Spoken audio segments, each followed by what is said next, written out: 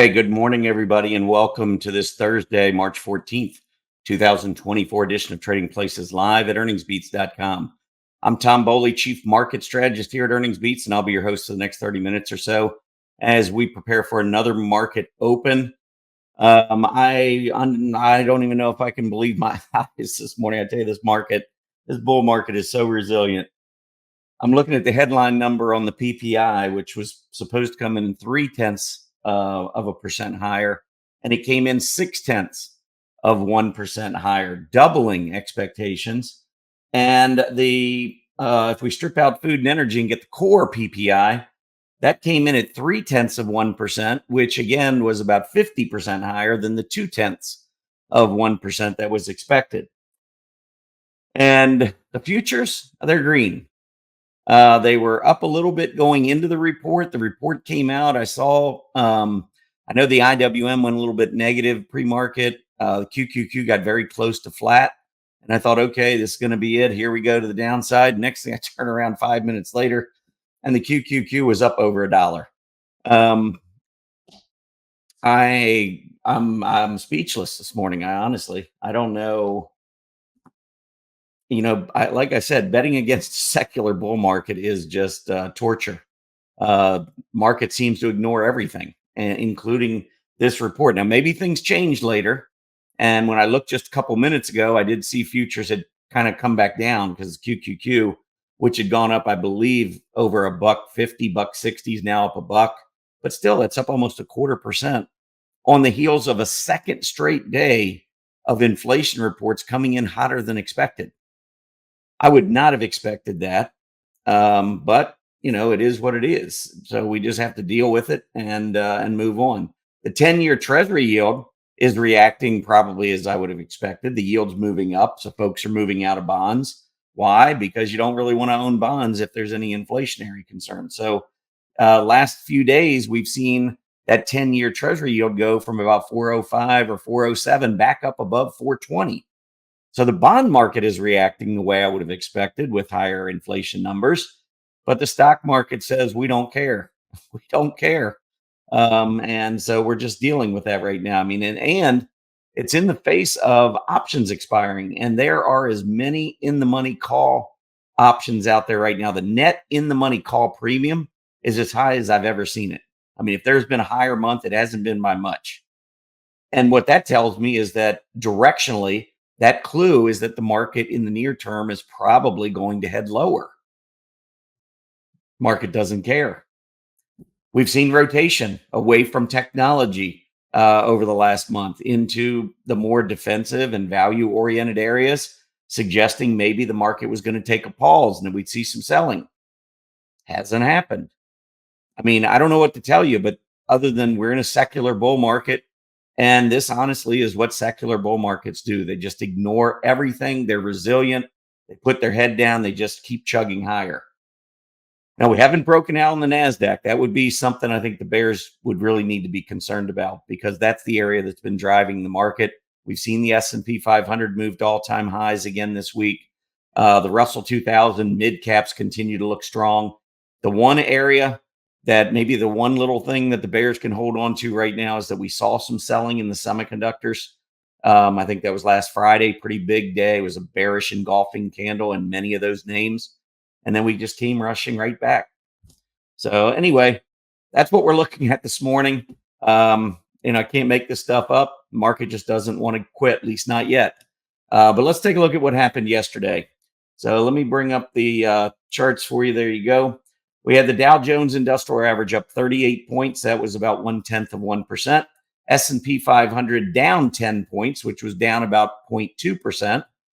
The NASDAQ 100 down 150 points, down a little bit more than 0.8%. Mid caps up 1/3%. And then we had the IWM small caps up about 0.4%. Transports down 0.4%. So pick one. I mean, we were just it was a bifurcated market. We had some areas going up, some areas going down, but overall market it's like pulling teeth to get the market to pull back at all. We saw a little bit of that selling, especially again on the NASDAQ, which is the area. If I was bearish, I would really be concentrating on that because that's a group that's been moving higher. It's a group that's been leading the market to the upside. And it's actually one of the few areas right now which is struggling a little bit, trying to get back up through those recent highs, but unable to do so far. Moving on to the sectors, energy continues its move to the upside. Another big day yesterday on energy, rising up over 90 and moving back up to threaten some of the highs that we saw last fall. So we'll see whether or not that continues. Materials going right up with it. So energy and materials, two of the strongest areas in the market right now. I think, when I look at those further out, I think you've got to be aware of what's going on with the dollar. Because when the dollar is rising, which it's been doing primarily since about 2011, that puts kind of a lid on both materials and energy on a relative basis.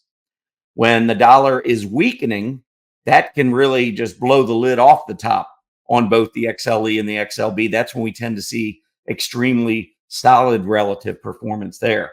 So we've been seeing the solid relative performance in the group, but the dollar longer term still looks like it's in an uptrend to me. And I'm expecting it to continue to go higher. Maybe I'm wrong.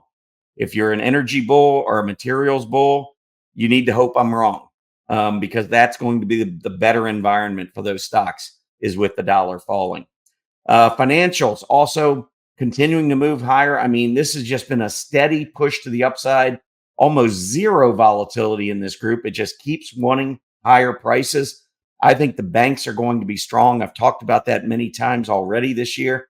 I just see a future later this year with the short-term rates coming down, the 10-year Treasury yield maybe coming down a little bit, but probably just meandering mostly sideways.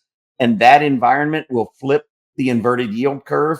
And all of a sudden, banks, with the economy remaining resilient, banks have not really had to go too much into their loan loss reserves that most loans continue to be healthy.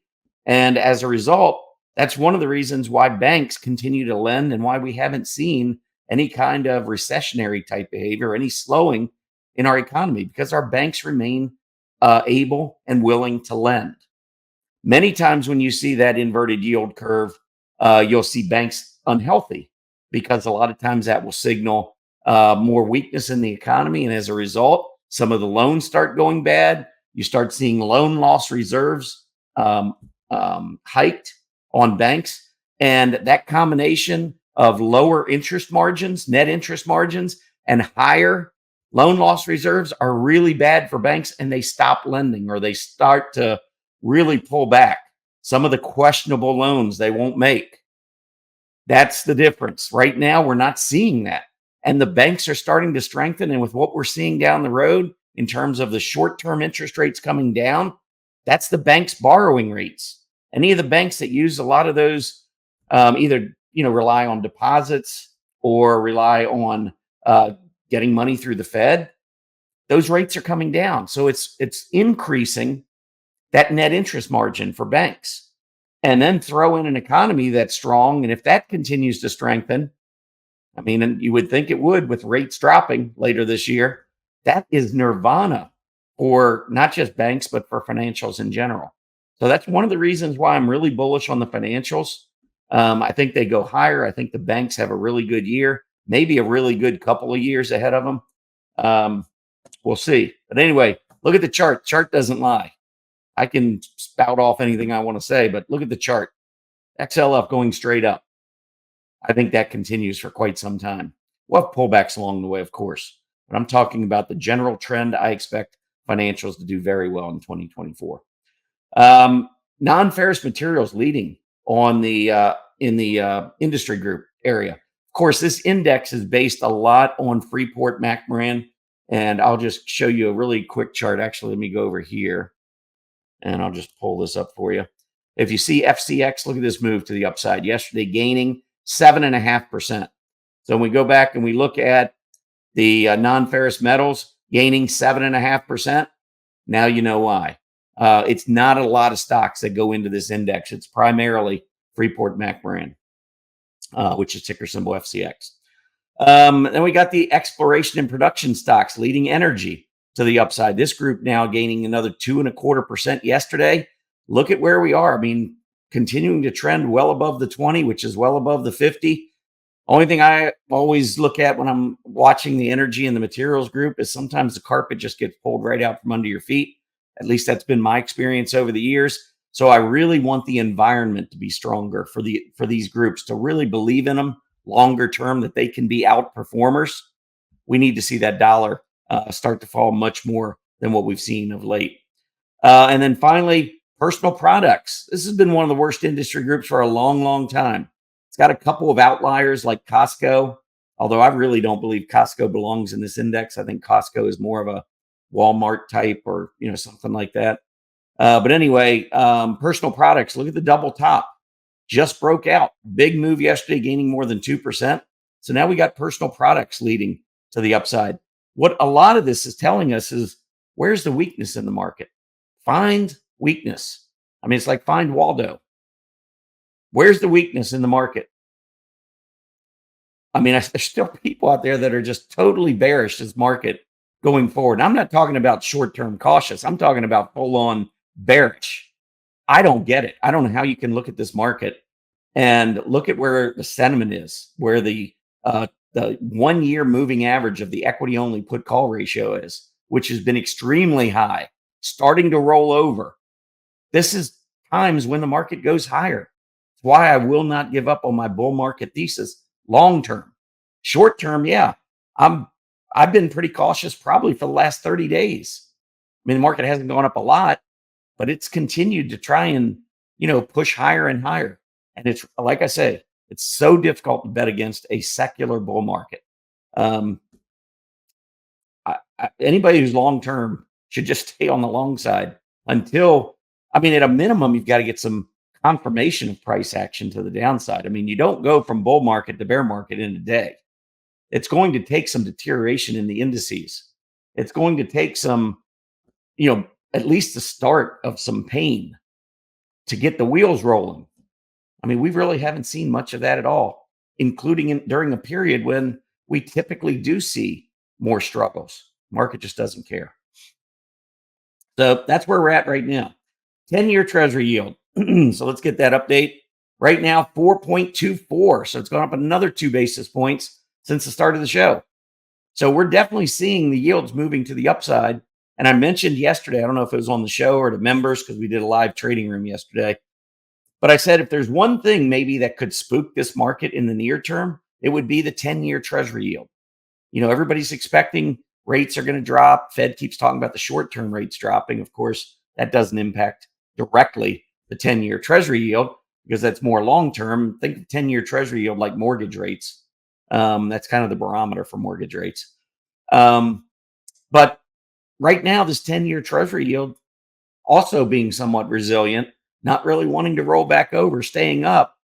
Ultimately, long term, I think this is great for banks, though. If the 10-year Treasury yield can stay up around 4%, between 3.5%, 4.5%, we can kind of sit in that range for a while the short-term rates keep coming down. Net interest margins on banks go up. And so I believe that's what's being factored into the stock market right now. The financials are going to see their earnings expand down the road. Think about how fast the QQQ went up before we started seeing all these crazy beats in the semi space.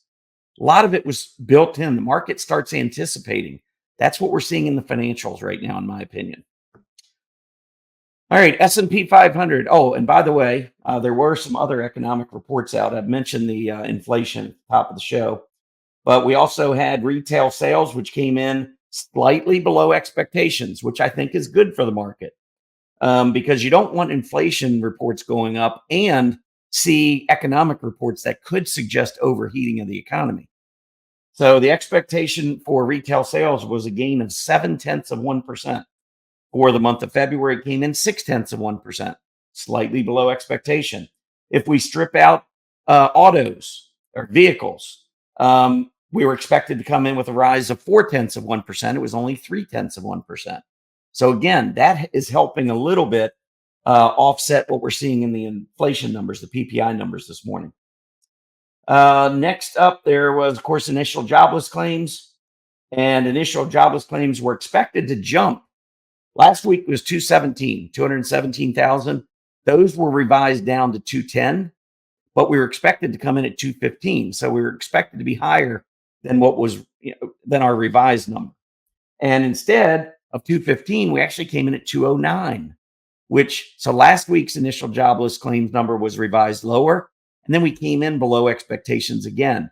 So the economy remains very strong, not apparently too strong based on retail sales, but the market is dealing with an economy that seems still very resilient, maybe not lights out hot, but with rates expected to come down and inflation continuing to come down, even though the last couple of reports we've had, a little hiccup, that combination is so bullish for equities. And I think that's why we're seeing a lot of bad news just being ignored. I think the market is focusing on what it sees down the road, and it's not so concerned about a short-term blip in inflation. That's my only explanation. I mean, yeah, I just see a market that's resilient, just doesn't want to go down. But I'm going to watch the 10-year Treasury yield because I do think if there's one thing that could spook the market, it would be rates breaking back out, yields breaking back out above that 430, 435 area. And getting back above the 20-day and getting back above 420 is at least a start. So if the yield keeps going up today, I'm going to update it again just to see. Now it's kind of just ticked back just a little bit over the last couple minutes. But if this keeps going up, at some point you wonder if it'll take a toll on stocks. So that's one thing I'll be watching intraday today.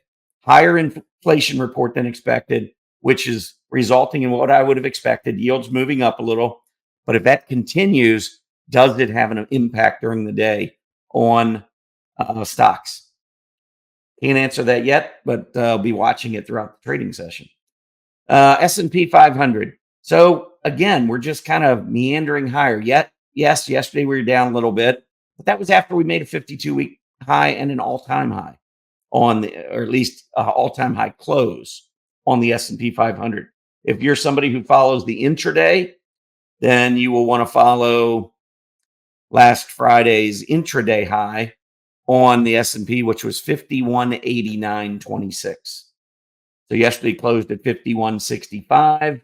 So go up 0.5%.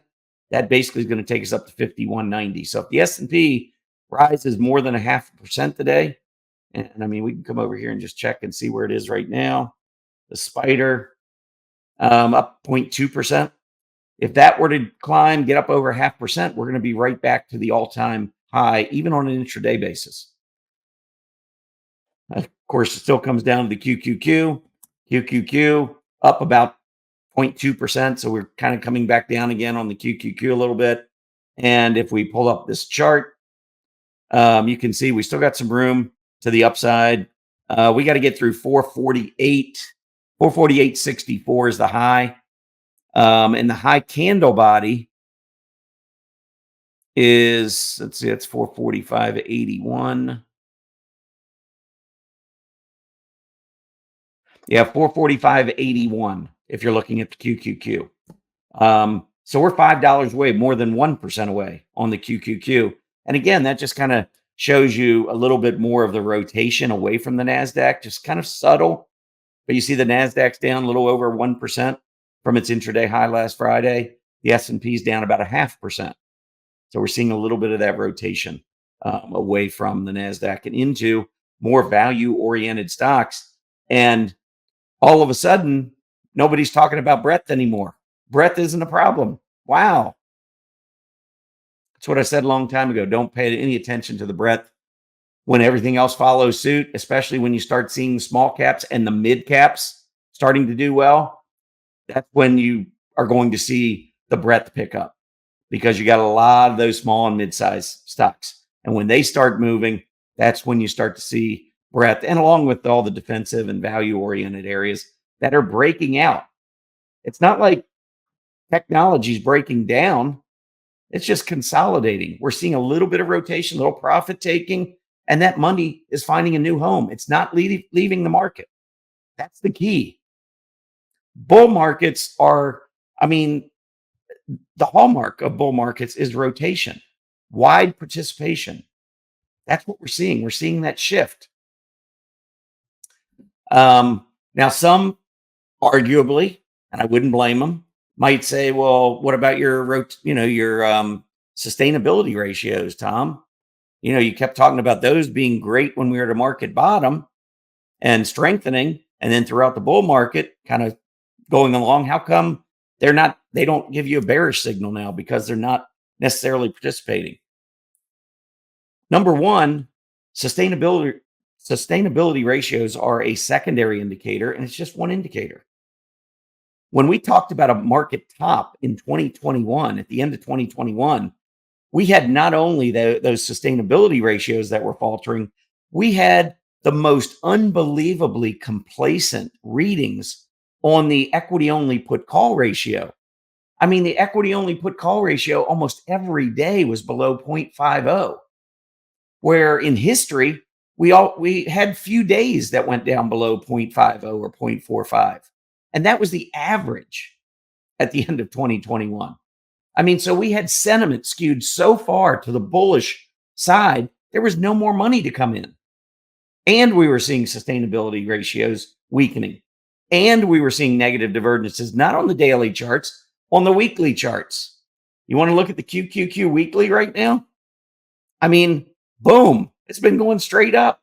How about on a monthly? I mean, go out all the way to the monthly chart. We reset 50-month moving average test, PPO centerline test. What are we doing since then? I mean, I'm seeing momentum building, continuing to build. And again, if you're saying, well, no, you got negative divergence, I would just point you back to the last 10 years. How about the monthly high here back in 2015 when we broke out, here, negative divergence. We broke out all of this, negative divergence. I mean, I don't think we broke out above that. We did not break out above that top over here in 2014 until we got to 2020 after the pandemic. So you would have missed, it was in July that we broke out of 2020. So from here to July of 2020 to here, let's see, what was that? We were at roughly 100 on the QQQ. And in July, we were at almost 300. That entire move up was with the PPO lower. Divergences are not our primary indicator. They're a secondary indicator.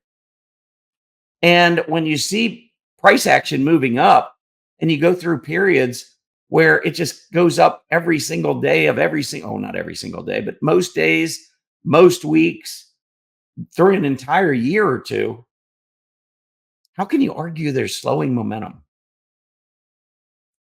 Doesn't make sense. It doesn't make sense to go back so far, and especially after you've had a centerline test, because right there, that's the definition of no momentum at all. You've reset the momentum here. Now, as we're going higher and breaking out the all-time highs, I'm seeing momentum accelerate to the upside. How can I be bearish? So yes, sustainability ratios have weakened. I admit it. And that's why I say, hey, short term, I think we could have a pullback, because that is one signal that tells me, even though I think long term it's bullish because we're getting wide participation, I think in the short term, it's telling us that we're seeing money rotate away from some of the areas that have been leading the market. Technology, we've seen a little bit pull away from semiconductors. That's what's been leading. So it kind of makes sense that if those stocks pull back, maybe we'll see a little bit of consolidation or some selling in the market in the near term. It hasn't happened because there are so many interested buyers in other areas of the market that were beaten down. They didn't go along for the ride. Many of these consumer staple stocks basically just kind of flat over the last few years. I think that's changing, and I think it's changing in a bullish way. Anyway, let's keep moving on here. NDX, kind of same thing, negative divergence. IWM, and again, the negative divergence in the daily, on the daily, not the weekly, not the monthly. IWM pulling back, but staying above the 20-day, rising yesterday. Looks like it reversed off this downtrend. I think it needs to hold yesterday's low around 204.77. So let's see what we got here. Well, down 0.3%. We'll see if it holds. In the overall market, again, remember Max Payne this week. We're seeing QQQ coming back down a little bit. I don't know. Short term, again, I think you can flip a coin. There are a lot of signals saying we should pull back a little bit here. Not a lot, but even just 2, 3, 4%, just something. So you've got that on the one side, and you've got this massive secular bull market on the other side that just doesn't want to hear any of it. And unfortunately, in the short term, that's what we're facing. Again, long term, I love the market. And I can't be clear because I've had members ask me, you talk about the market being bullish and then you say the market's bearish. I don't get it. Bullish long term, cautious near term. Big difference. It's, kind of having that forecast. If the market pulls back, I'll be buying it because I believe we're going higher in the long term. That's a big difference in how we look at that. Anyway, transport's trying to break out of the recent range, couldn't do it. Came back down, closed on the low yesterday. It's just range bound. Look at the PPO. It has just been sitting on the zero line for a month. Just almost zero volatility. Waiting for something here. I do believe this is a bullish pattern, no uptrend, followed by consolidation. So I expect eventually we break out here. I like the transports. I think some of the areas like the railroads, which didn't perform well for quite a while, I expect areas like that to do very well later in 2024. So first of all, go over to earningsbeats.com. If you haven't already, please sign up. A free 30-day trial. You have to give a credit card, but you get everything that we have to offer. 30 days for free. Check it out. Then scroll down if you just want to learn a little bit more about us. Go to our Earnings Beats Digest. You can subscribe right on our homepage. Right here, middle of our homepage, just scroll down. Every Monday, Wednesday, and Friday, a free article talking about a chart that comes out. And of course, on the shows here, Tuesday and Thursday, I try to give you a chart of the day as well. But these are things that we believe in at Earnings Beats. If you enjoy, the way I approach the market, the calls I've made over the years, you probably should be a subscriber. I go over a lot of things that are important to us, including relative strength, including gaps, earnings. My background as a CPA, kind of, we have a little bit of a unique business. Most businesses you see are either fundamentally driven or technically driven. We're both. Having, been in public accounting for 20 years, fundamentals are still pretty near and dear to my heart. But if you're looking to buy and sell stocks, you got to know the tacticals. You can't just look at an earnings report and say, oh, well, the current ratio is strong. That means I should buy the stock. Doesn't work that way. You got to be really careful. You got to be technically savvy and also have that base fundamental understanding as well. But check us out using our EB Digest. We'd love to have you. So chart of the day today. So right at the end of the day yesterday, I went in and I looked through our short squeeze chart list, and our 13th stock I got to was SMR, and I ended up buying it. I have a market order to sell it this morning, but I bought it at the end of the day. It's crazy overbought, but that's what you want from a short squeeze stock. So first, let me just see, because we are opening in less than a minute. It's up almost 10% today, overnight. So what I want to do is talk a little bit more about short squeezes. And are we going to see more and more of these short squeezes take off or set up?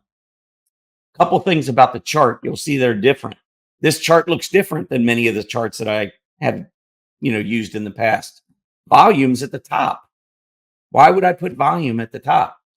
Well, if you're looking at a short squeeze, first thing you better make sure is that the volume is accelerating way above its moving average. Now, I have a moving average on here of the last 50 days. When you get a short squeeze, when you break out and shorts start panicking, volume should go through the roof. And if you're getting the move to the upside and the volume is staying down or below, at or below the moving average, I don't even pay attention to it. It's not a short squeeze. Where's the panic? If there's no volume, where's the panic? The other thing you need to have with a short squeeze is an uptrend. I don't buy short squeezes on pullbacks. I buy just about everything else in the market that I like on a pullback. I like to buy pullbacks, not with this chart list. Short squeeze chart list, I only want to own it if I feel like shorts are panicking and we're going up. And if we're going back down, shorts aren't panicking. You go back down. Some people say, well, I saw a breakout on a short squeeze stock and it pulled back to the 20 days. So I jumped in. I'm like, I wouldn't be trading it like that personally. I mean, maybe you'll see that from time to time, but this is really what I want. I want a parabolic move because many times you're going to see big gap ups. And that's why, and I just took a small position at the close yesterday. Be very careful. These are incredibly risky. They're not for everyone. You've got to be willing. This thing could have been down 10% at the open just as well as being up 10%. So I would just say you need to be really careful. But I'm going to go through, I want to show you a couple charts really quickly, or one chart very quickly, which is Tesla, which broke down again yesterday. This is one of those stocks that is not helping the QQQ or the Spider.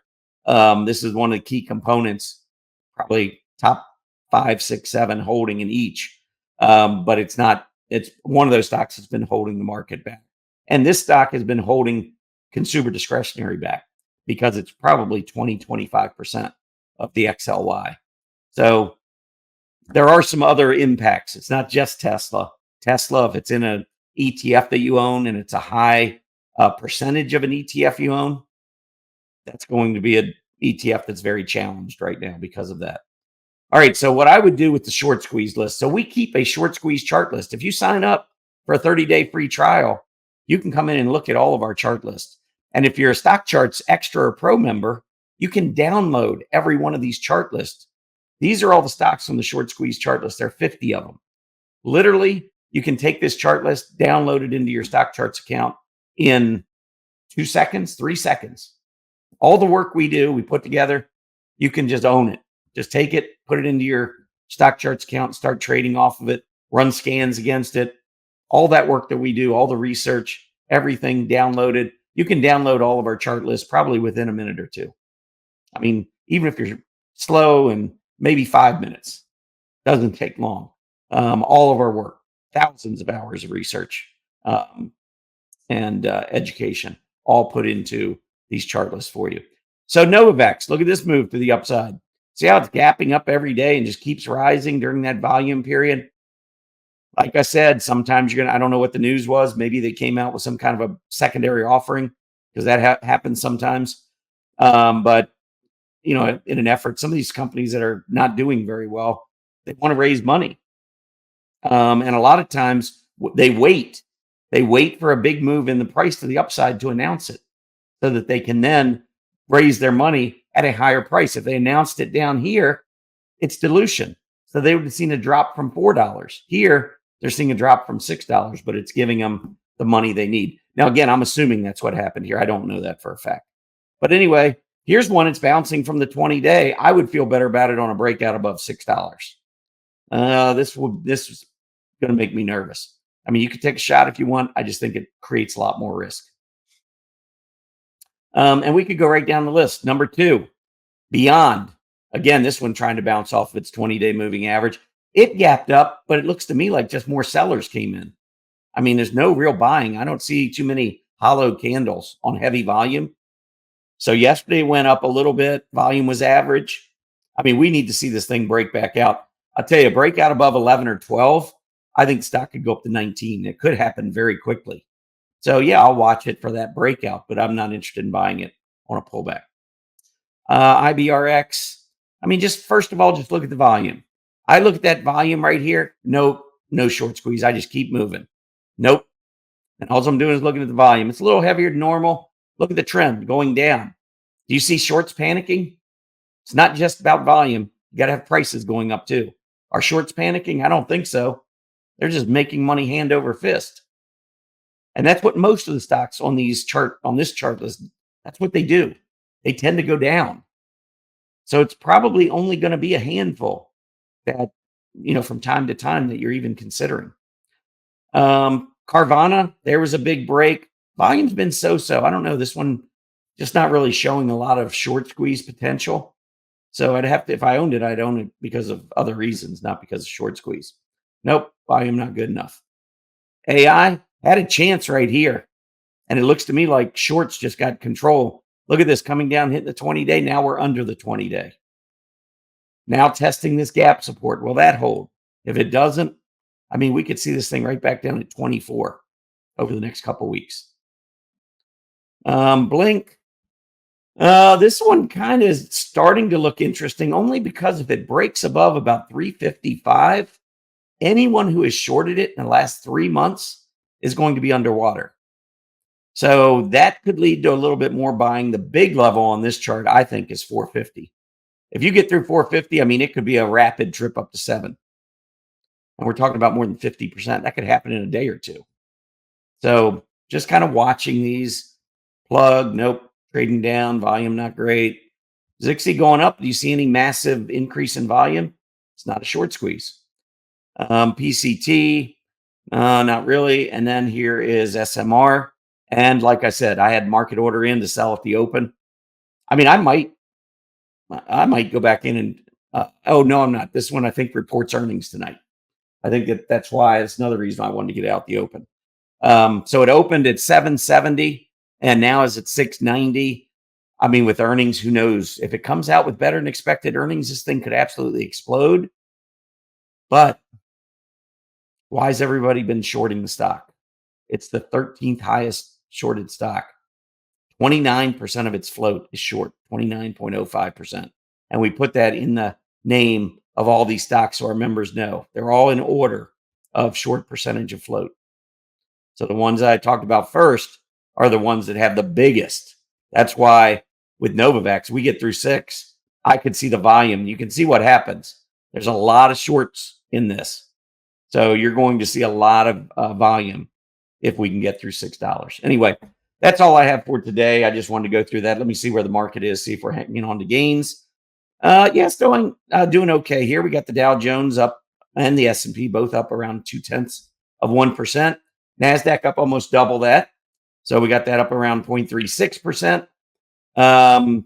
We've got small caps down, mid caps down, barely down. Mid caps are really been, that group has been outperforming MDY versus the IWM. Well, lately, not so much for last year. But here over the course of February and March, definitely we're seeing more strength. And this looks a lot less noisy if I put it on a line chart. But you can see how mid caps are doing relative to the small caps. So that's an argument. Maybe the mid caps are the better investment for now, based on what's happening here in the breakout versus the IWM. Either way, I like both of them. And then let's see the VIX. VIX down a little bit more, 13.60. I've done studies. I've actually written about it. You can probably go back and find one of my articles where I talk about the VIX. I think it might have been back in November of 2023 that I wrote that article in my Trading Places blog. But there's an article in there talking about the VIX and the fact that when you're below 20 on the VIX, the stock market has a tendency to go higher. When you're down, or when the VIX is below 17, you have even more powerful moves to the upside. And when the VIX is below 13, it's off the charts strength in the market. So, I mean, we're down close to that level where the market does very well. I mean, I know a lot of folks look at the VIX low and think, oh, that means the VIX has to go up and that prices have to come down.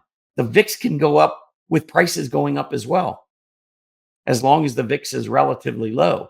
It's not until that fear gets up above that 20 level that you really have to be careful. If all of a sudden the market's breaking down and we see a VIX over 20, I'll be in cash. I don't take any chances with the VIX at that level. We're nowhere near it. 1360. Very, very calm market. And that's why we're getting this kind of boring action movement to the upside, just slow and steady, just burning shorts one by one. I mean, I hate to be harsh, but it's just the reality. That's what we've been seeing.